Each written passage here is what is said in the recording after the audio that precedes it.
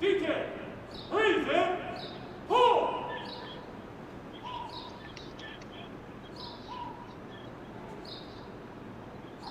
Order, hold!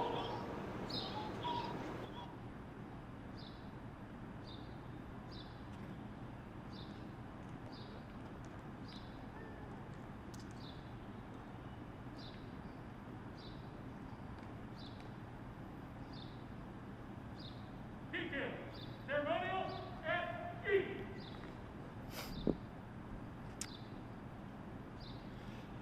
Good morning, and thank you for sharing this day. As I enter my 40th year of policing, I am once again honored to participate in recognizing those that have proudly served before us. I want to extend my heartfelt thanks and support to the families and friends of those officers we honor and remember today, and to the fellow officers and deputies who are here in spirit from around the country, state, and region, and thank you for sharing in this ceremony. Those in attendance, while not physically here, would have come from Virginia, Maryland, and D.C., and beyond. You are virtually here this day in show of compassion and solidarity for our fellow officers who are no longer with us, and most importantly, for their families. As you take a moment, try to envision those that are here today, and you would most likely imagine many different uniforms with scores of law enforcement and fire agencies represented. There is a unique sense of unity here, a kindred spirit that ties us together. It is what draws us to this profession. Some might think it's a calling of sorts. I am privileged again to join the Virginia law enforcement family and our partners on this day of remembrance as we honor the men and women who have given their lives in the service and protection of their fellow citizens.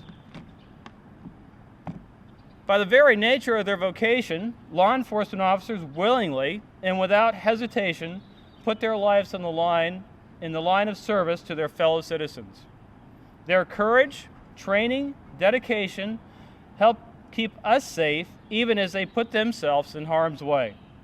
Their selfless acts of bravery were especially demonstrated time and time again during this past year. Most return home every night, often to their loved ones. However, some are called upon to make the ultimate sacrifice. It is a heavy burden that every police officer and deputy accepts willingly. It is courage that is so constant and commonplace that many may take it for granted, and that's something we will never do. When the families place the flowers remembering the loved ones they lost, when officers and deputies from around the state step forward with their wreaths, when the pipes and drums play, our hearts are deeply moved. Yes, moved in sadness for those that we have lost and the pain that is derived from that loss, but with the knowledge on our behalf that these officers gave their last full measure in the protection of their community. Every day, those who have taken the oath as law enforcement officers demonstrate their commitment by being willing to lay their lives on the line, to put the safety of others first and foremost, and often in the service of those they have never met, and many times ahead of their own well-being. I am confident that everyone that here joins me in praying that we will add no more names to the National Law Enforcement Memorial this year. However, the nature of what law enforcement and officers do, and how the safety and well-being of others is paramount, and how they run to danger when everyone else is running away from it, all but ensures that there will be those who will give their lives in the line of duty in the preceding years. This year, our officers and deputies are facing a most insidious enemy.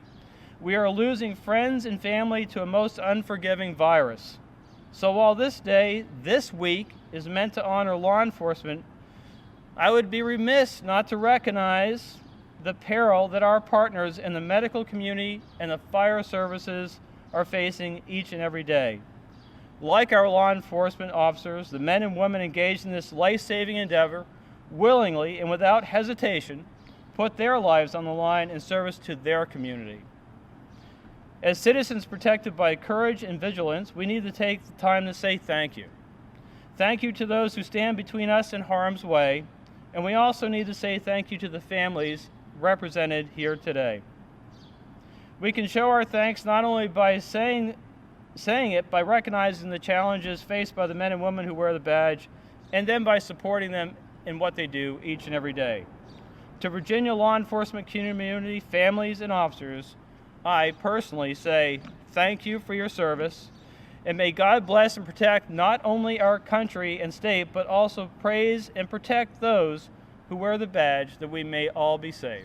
Thank you very much. Sheriff Arthur. Good morning. It's my honor and privilege to be here and to read the proclamation on behalf of the Arlington County Board for Police Officers Memorial Day. Whereas the crime law of 1994 permits United States flags at all government buildings to be flown at half-staff in honor of Police Officers Memorial Day, and whereas Police Officers Memorial Day recognizes the unconditional sacrifice of more than 21,000 federal, state, and local law enforcement officers who have died in the line of duty. And whereas on this special day, the Arlington County Board and the citizens we serve hereby pay tribute to the ultimate sacrifices of Arlington County's fallen officers: Special Police Officer Louis Franklin Shaw, Detective Russell Clinton Petty, Officer Arthur Charvak, Officer Israel Gonzales, Officer John Buckley, Officer George Palmeranting Jr., and Corporal Harvey Snook III. And whereas Arlington County believes it is important to unite with federal agencies, state, and local governments across the country and the families of police officers who have been killed in the line of duty, in memory of the officers and in support of their families. And whereas we also recognize and praise the valiant efforts of Arlington County's law enforcement officers currently in service, who have pledged to protect our lives from violence and disorder, and our property from theft and vandalism. Now whereas I, on behalf of Libby Garvey, Chair of the Arlington County Board of Arlington, Virginia, do hereby proclaim May 13th, 2020 as Police Officers Memorial Day in Arlington County, and urge every citizen to take a moment during this day to remember those law enforcement officers who have given their lives in service of the people in their communities and across the nation.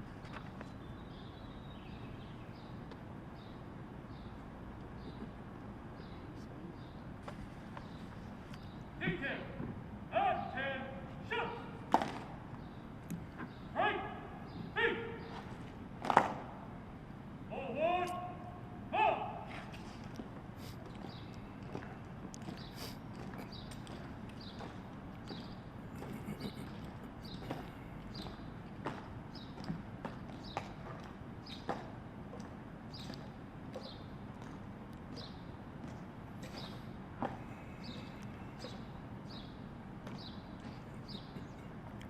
Seven Arlington County peace officers lost their lives in the line of duty and their names placed in the Hall of Heroes.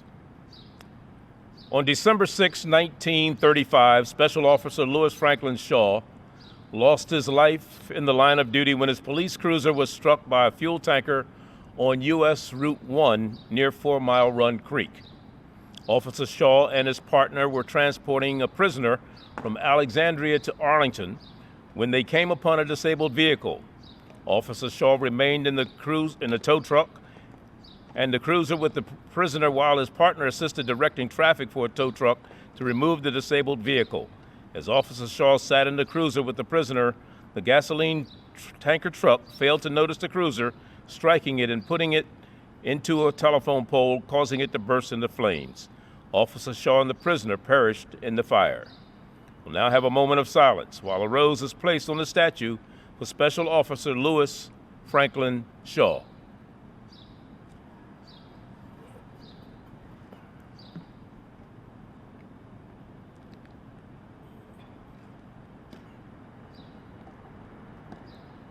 On January 20th, 1954, Detective Russell Clinton Petty lost his life in the line of duty while he, other county police officers, and sheriff's deputies were attempting to serve a sanity hearing warrant. While searching the subject's residence, Detective Petty was fatally shot by the suspect. We will now have a moment of silence while a rose is placed on the statue for Detective Russell Clinton Petty.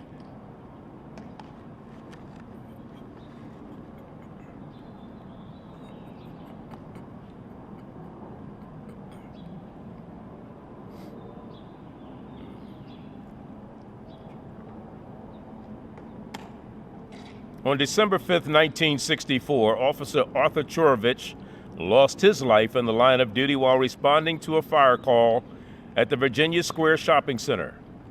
His motorcycle collided with a vehicle on Washington Boulevard. He was buried with military honors at Arlington Cemetery. We will now have a moment of silence while a rose is placed on the statue for Officer Arthur Charvak.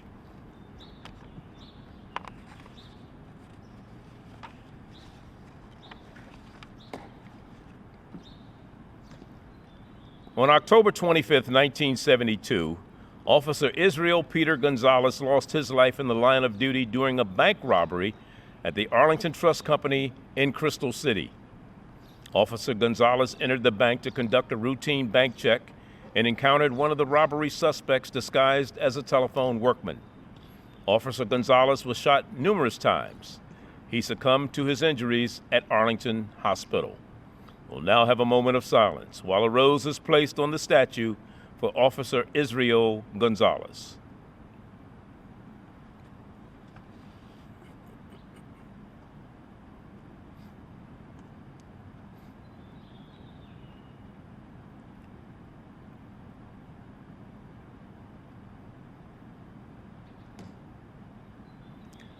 On September 2nd, 1973, Officer George L. Palmeranting lost his life in the line of duty while transporting a prisoner.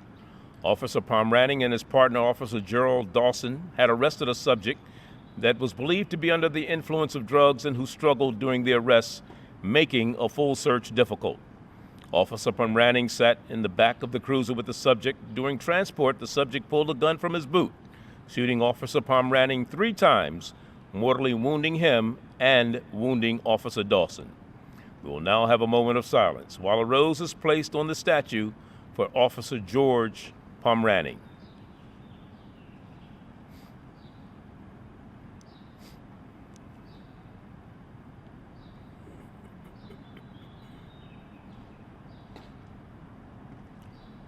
On April 15, 1977, Officer John W. Buckley lost his life in the line of duty during a bank robbery at the Virginia National Bank on Columbia Pike.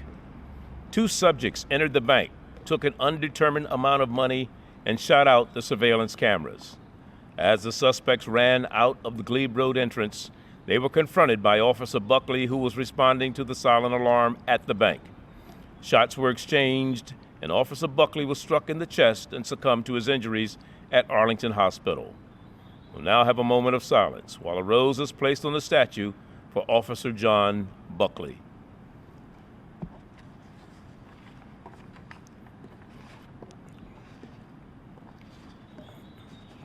On January 14, 2016, Corporal Harvey Snook lost his life as a result of cancer, which was contracted while working in the rescue and recovery operations at the Pentagon following the September 11, 2001 attack. Corporal Snook was working patrol that day when he responded to the Pentagon after American Airlines Flight 77 struck the Pentagon at 9:38 a.m. He remained working at the site for the following week, collecting evidence and the remains of victims. He was diagnosed with cancer related to the recovery efforts on September 9, 2014. We'll now have a moment of silence while a rose is placed on the statue for Corporal Harvey Snook. As is written on the Peace Officers Memorial Wall, it is not how these officers died that made them heroes, it is how they lived. Thank you.